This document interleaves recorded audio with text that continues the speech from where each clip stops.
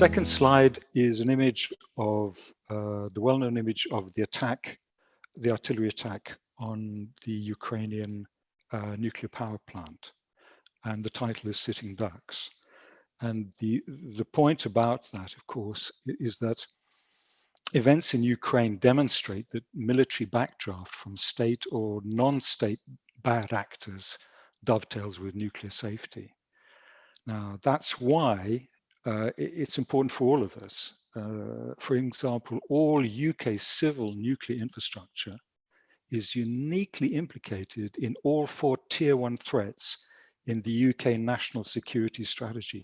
What that means, of course, is that wherever you are, nuclear is unfortunately a sitting duck. And of course, which brings us to the issue of dual use technology. Now, my colleagues, esteemed colleagues at Sussex University, Professor Andy Stirling and Dr. Phil Johnston, have for a long time discussed this issue about civil and military nuclear links. There's a link to a substantive aspect of their work, so you can look at it and see what they have to say. Also, questions about nuclear military lock-in. So once the military aspect of nuclear is locked into the civil aspect, as in, say, France and the UK, it's very difficult to untangle. There's a link to that. And also there's a link to a report that I wrote about Gulf nuclear ambition, which looks at potential reasons why certain states in the contested Gulf region may be seeking civil nuclear in the first instance in order to potentially think about military nuclear later. Now, getting back to the issue in hand, the one that has caused a lot of sleepless nights for all of us, I suppose, is the Russian-Ukraine war, and the notion, for some reason, that nuclear can save us from this debacle. The reality is, of course, is that the UK itself doesn't import too much of Russia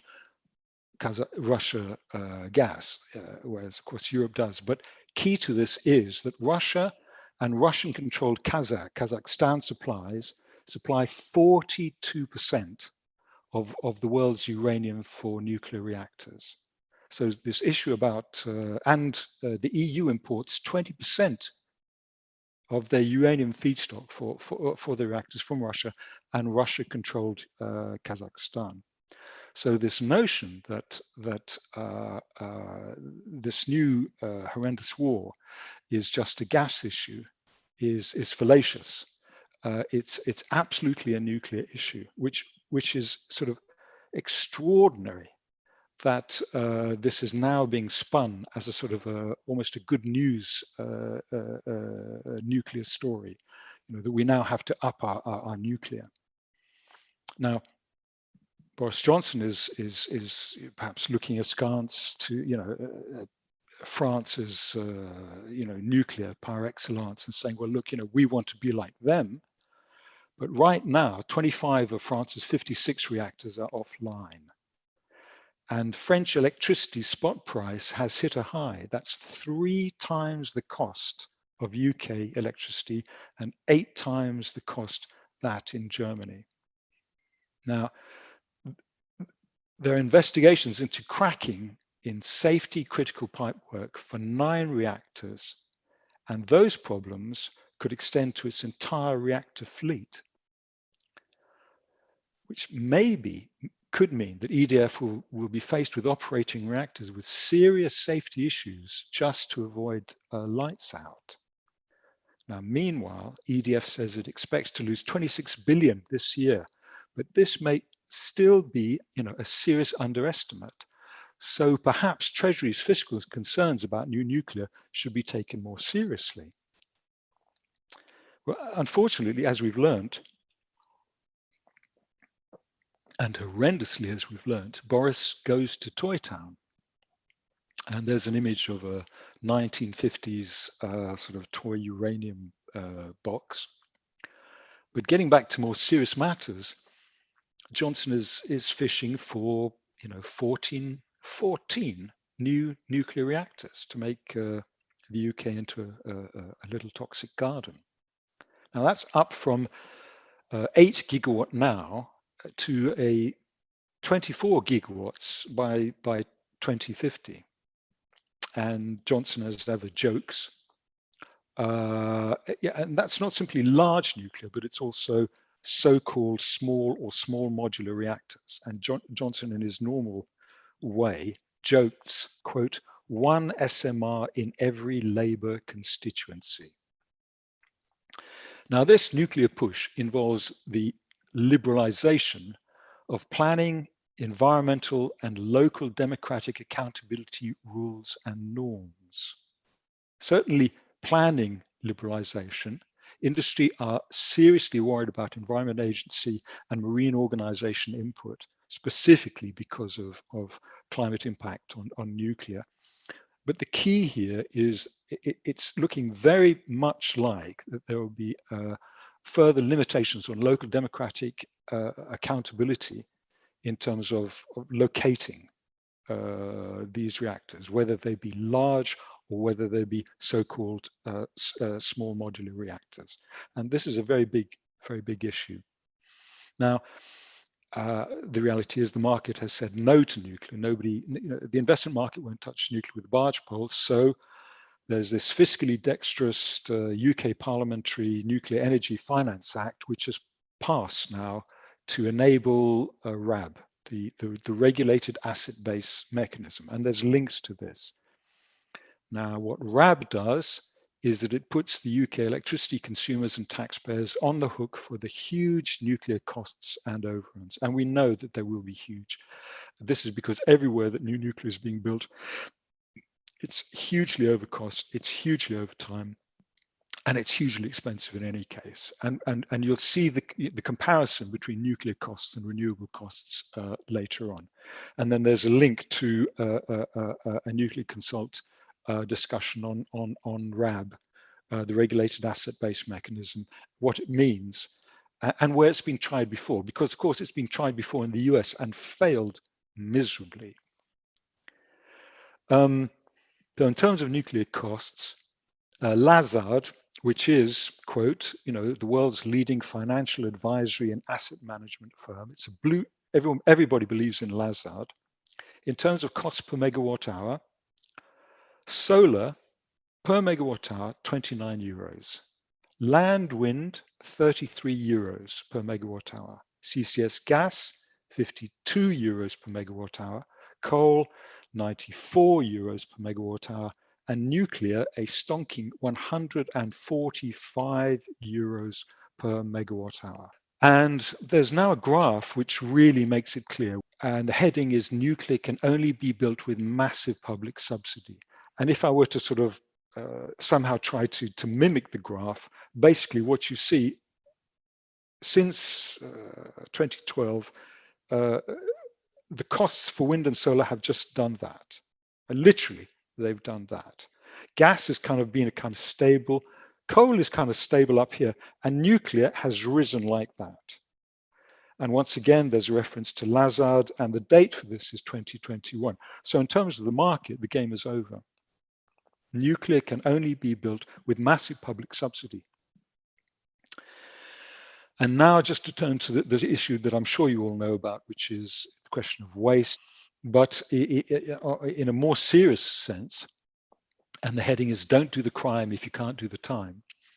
UK's nuclear waste legacy is 700,000 cubic meters of toxic waste. That's 6,000 double-decker buses. Most is stored at Sellafield. And as the UK Office for Nuclear Regulation says, one of the most complex and hazardous nuclear sites in the world. And there's a link to that where that quote comes from. In terms of the money, the UK Nuclear Decommissioning Authority, the cost of decommissioning and storing current UK RAD waste is 131 billion that we owe ourselves, that we haven't paid yet. And current estimates for a GDF, a nuclear dump, an unproven nuclear disposal facility, is 53 billion. No doubt about to double. So conservatively, that's 200. That's near on 200 billion. more realistically 200, 250 billion. And when one considers that sum in relation to the cost of public borrowing to get us through the last year or so, it's an absolutely staggering figure. What's also hugely concerning is that nuclear is on the front line of climate change, and not in a good way. As extreme climate events become the norm, current defenses become obsolete. And unfortunately, coastal and inland nuclear is likely to be one of the first and most significant casualties to ramping climate change. So nuclear is quite literally on the front line of climate change, and not in a good way. And there's a link to my report on that. The problem is that all recent scientific data says ramping sea level means faster, harder, more destructive storm and storm surge, bringing into question the operational safety, security, and viability of coastal nuclear. And that's not simply a UK problem, since 41% of all nuclear worldwide is coastal based, is by the coast. Inland nuclear has other problems: severe wildfire, episodic flooding, alternating with low river flow, and raised water temperature impacting reactor cooling and discharge. So whether it's by the coast or whether it's by the sea, it's beginning to look like within 2 decades, we may have significant problems with nuclear climate. The UK Institute of Mechanical Engineers, not often given to propounding counter-nuclear arguments, in 2008, and there's a link to it, you can still find this report, quote, existing and proposed new UK reactors, together with their spent nuclear fuel and radioactive waste stores, are increasingly vulnerable to sea level rise, flooding, storm surge, and, quote, nuclear islanding, with UK coastal nuclear sites needing considerable investment to protect them against rising sea levels and even, quote, in the long term, relocation or abandonment. Now, that was Institute of Mechanical Engineers in 2008, and there's a link to that. By the way, key to all of this in the near future is storm surge. Storm surge is when certain atmospheric conditions meet a high tide, and basically the sea just basically ups and moves inland. And that will be the key issue in the next decade or two, because one expects that sea level rise will be stepwise, but storm surge will be other. Now, the US Army War College, and again, there's a link to this where you can fact check it, states that nuclear is at high risk of temporary or permanent closure due to climate threats, with 60% of US nuclear vulnerable to sea level rise, severe storms, and cooling water issues. Now, this is a doozy of a map here that I've got. It's basically Dungeness annual flood risk 2050. And it's extrapolated from a perfectly reasonable peer-reviewed set of reports. And quite a number of people are leaning on these maps now. And in this map, basically, Dungeness it's just underwater. It's below water level, and significantly below water level, at least once a year by 250, and by a very significant margin. The next map is again from the same data set. It's a Climate Central data set, which also shows that Sizewell B and planned Sizewell C will be is likely to be, at least the model suggests, it's very likely to be almost completely surrounded by floodwater at least once a year by 2050.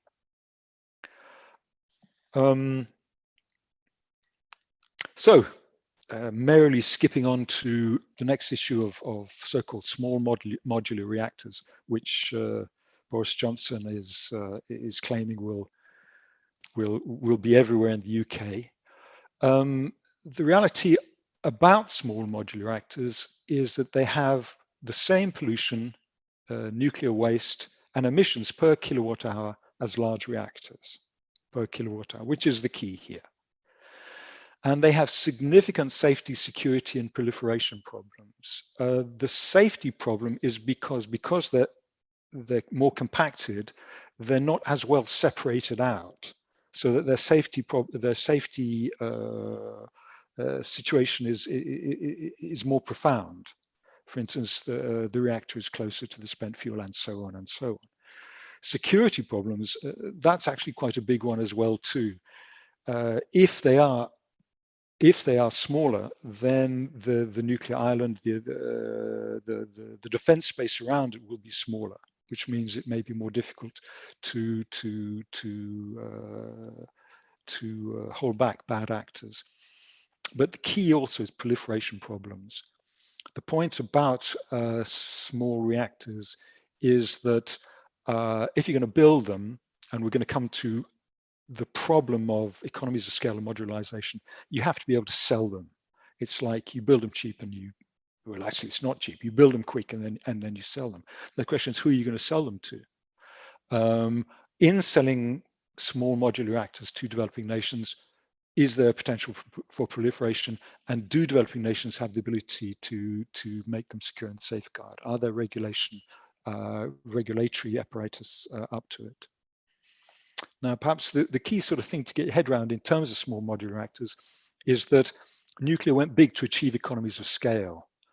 Big is cheap, basically.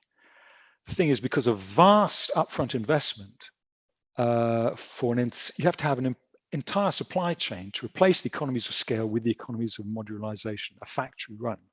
So that to do this, the investment risk is huge, much, much greater than for large reactors. And in terms of the UK, the Rolls-Royce small modular reactor is still in development. They say the first one might be there for 2030. The point being, the Rolls-Royce SMR is not an SMR. It is simply not an SMR. SMRs are about 300 megawatt or less, okay? A large reactor is about 1,000 to 1,500, okay? SMRs are about, say, 300 megawatt less. Now, Rolls's effort is 470 megawatt plus, which makes it about a third the size of a large reactor. So rather like the British slow or blind worm, it's neither slow, blind, or a worm, but a legless lizard. Fusion. Well, the joke for fusion is, for the past 70 years, fusion has always been 20 years in the future. Is this an experiment to prove that time doesn't exist in modern physics? And the reality is that ITER, which is the only credible fusion project, hopes to light up in 2014. And it won't actually be returning energy by then. Even then, it's not planning to generate more energy than it inputs. So there's been a huge spin on fusion that is profoundly problematic, and there's a link to a discussion on that. Coming towards the end, nuclear is just too slow. It's up to 15 years plus from planning to operation. It can't help with the energy crisis. It's too late to help with the climate crisis. There's nobody left to dispute the fact that the energy transition heavy lifting will be done by renewables, allied with storage, grid upgrade, interconnectors, demand side management, and energy efficiency. So the remaining issue for nuclear is backup or load follow. In other words, so-called intermittency for renewables. But the last thing that you want to back up renewables is nuclear, because nuclear doesn't power up and power down well. It just sort of switches on and then it goes. And then there's, in terms of the baseload argument, the former head of the UK National Grid quote, baseload is an outdated concept, which it is, of course. So wind and solar are growing at a record rate, and there's links to that. The International Energy Agency sort of blue ribbon, everybody refers to, quote, renewables will supply 90% of global electric power by 2050. Since 2009, the levelized cost estimates for utility scale solar dropped by 90%, wind dropped by 70%, nuclear increased by 33%.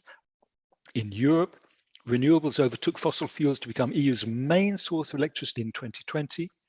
It's 50% cheaper to generate electricity from renewables than fossil fuels. EU to increase renewable share in the total energy mix to 40% by 2030, and links to that.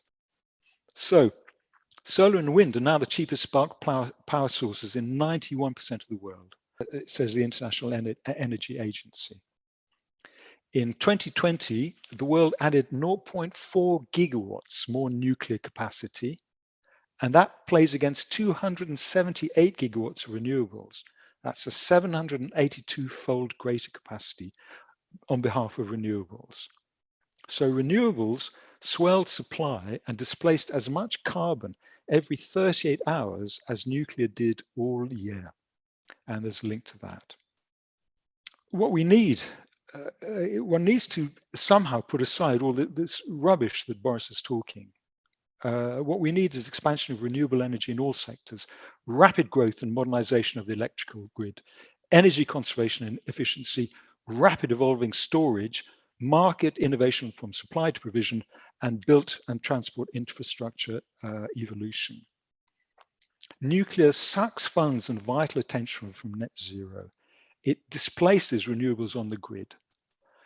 And its costs, which are unimaginably large, compromises the rollout of better, flexible, safe, productive, affordable technologies that we have now, which are a huge potential. Energy supply and management from renewables and energy efficiency have huge potential for job creation, far more than nuclear. And this is something that the unions really do need to get their head around.